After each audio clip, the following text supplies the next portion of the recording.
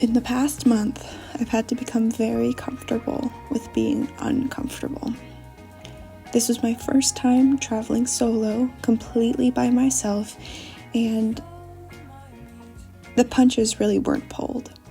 When I first left for Menton, France, and yes, I will pronounce that with a French accent because I've been corrected so many times, for the Fête du Citron, a lemon and citrus festival, I didn't know what to expect.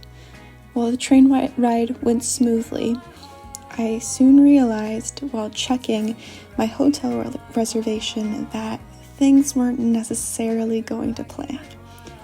My reservation started the day after I arrived. So, on that Sunday when I would be arriving at the Citrus Festival, capital of the world, I wouldn't have a place to stay. So with a dying battery on my phone, I contacted as many people as possible to see if they could make a booking for me. Eventually something was worked out and the rest of the trip went on without a hitch. But as a person who always makes sure to show up at least 25 minutes early, this was not in my plan, not a part of my agenda, not appreciated any which way. I ended up getting a good hotel room just for the night where I was able to see the Mediterranean from my balcony. It was beautiful and my first time seeing the ocean.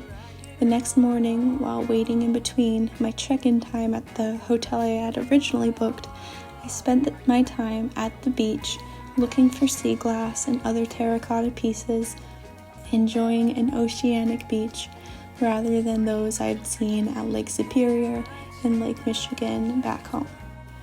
2 days after I had returned home from the Citrus Festival, I set off for Paris to meet up with some friends and to visit all of the classic sites.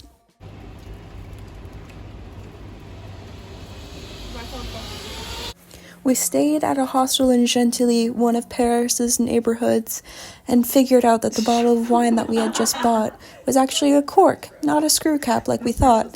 So we had to improvise, and that included some interesting techniques. But at the end of the day, our bottle of wine was uncorked, and, well, you know the rest.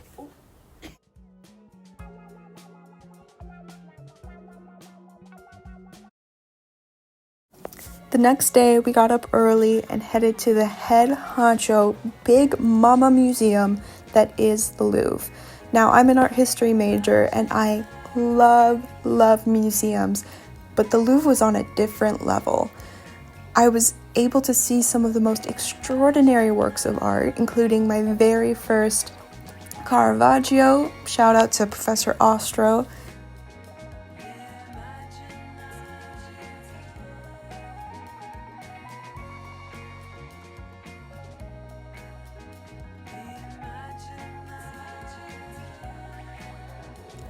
While at the Louvre, I saw firsthand the hype that is built around the Mona Lisa. Now, I got no problems with my girl Mona.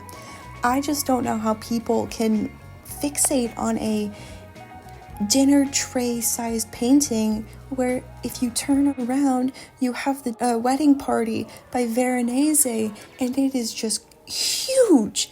Like, it's bigger than the whole building, it feels like. And I don't know how you can spend so much time looking at a single portrait when behind you is one of the most significant pieces of art in art history. I mean, come on now. Our next stop was the infamous Palace of Versailles. Now, it was totally bizarre because I had been researching the Palace of Versailles in a course I was taking last semester at my university, and so actually seeing it in person, walking down the hallways, seeing the portraits I had studied, it was totally surreal. And everything's gold. Like, everything is gold. The walls are gold, there's funky wallpapers, like it was totally sensory overload just because of the true excess that was expressed. And I mean, that was the issue, and that's why the revolution started, but to see it in person just was absolutely astounding. All in all, my spring break was spent with friends, with lots of experiences and memories that I will never, ever depart from. I had a great time exploring the Citrus Festival. I had a great time exploring Paris, even if my clothes were all wet because of how much it was raining. It was still so worth it, and it's one more thing I can check off my bucket list.